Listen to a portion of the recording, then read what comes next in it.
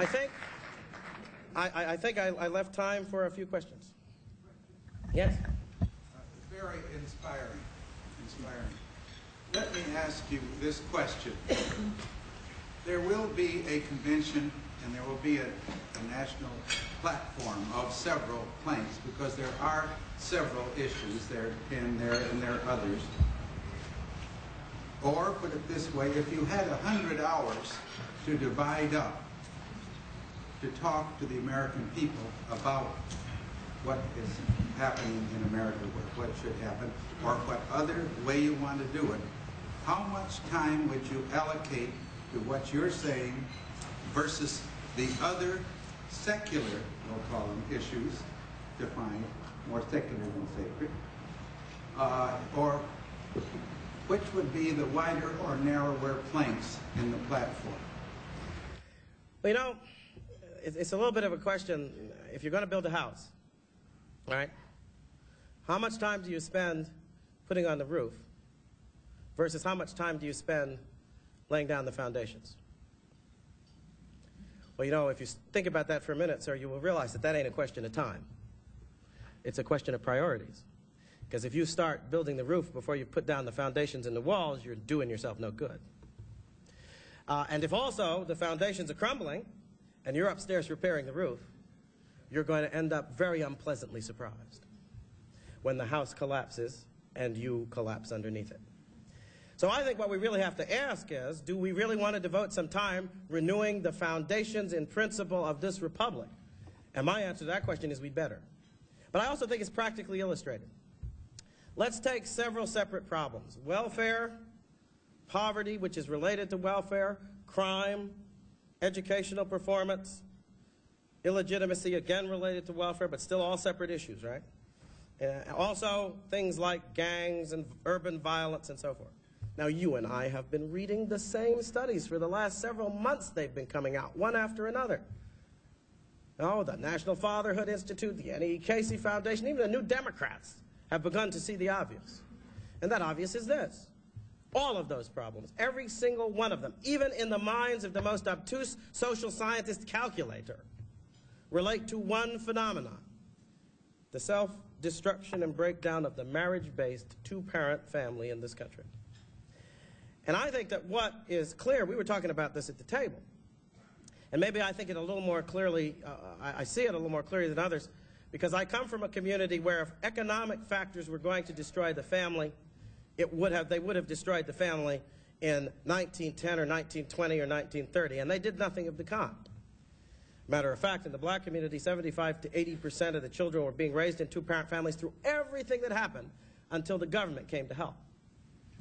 And then when the government came to help, the government managed to accomplish what nobody else could. But do you know the reason? You know the reason? We were talking at the table. You know the reason why the government accomplished that?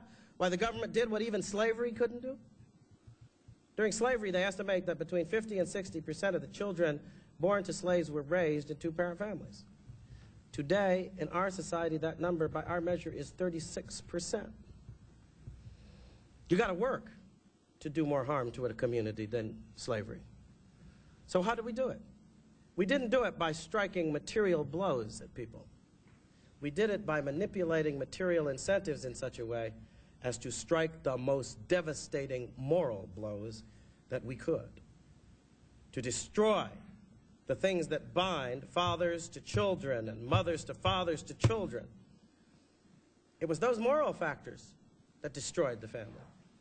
So when you ask me, what should we spend our time doing, repairing the material or the moral factors, I will tell you that what we have to spend our time doing is, first of all, ceasing our efforts to use material factors to destroy the moral ones, which we have been doing with a welfare system that devours families, with a sex education course that reduces human beings to less than animals, rather than respecting their moral capacities, to a system of justice that reduces human beings again to factors externally determined by their conditions rather than moral human beings. We've been doing everything wrong because we don't respect the moral identity of human beings.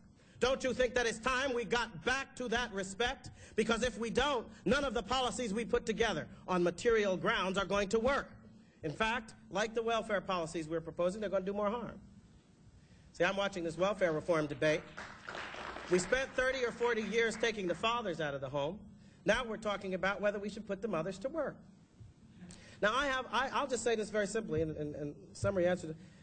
I don't believe when I look at the situation of America's poor folks, and I do because of being a black American, among other things, I spend a lot of time thinking about it.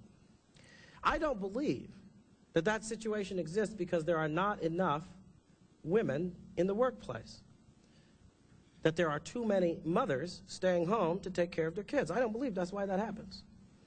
Why is it then that we are proposing solutions to this problem that involve putting unwed mothers to work? Their problem is not that they are not at work. Their problem is that they are not married. That is the problem that is shown in every study, in every survey, in every empirical study ever done. Their problem is that they are not married. So why aren't we willing to stand up, look them in the eye, and say, if you're going to have babies, you got to get married? We will help you out on that basis, but it's time that as a civil society, we began to restore that. Now, I'll tell you something. That's not a material statement. That is a statement of moral preference. And I believe it's time we began to put some teeth back in that statement of moral preference. This society morally prefers that people be married. So I would say, let's devote as much time as we have to talking about these moral issues, because if we get them right, the rest will follow. If we get them wrong, all the rest will fail.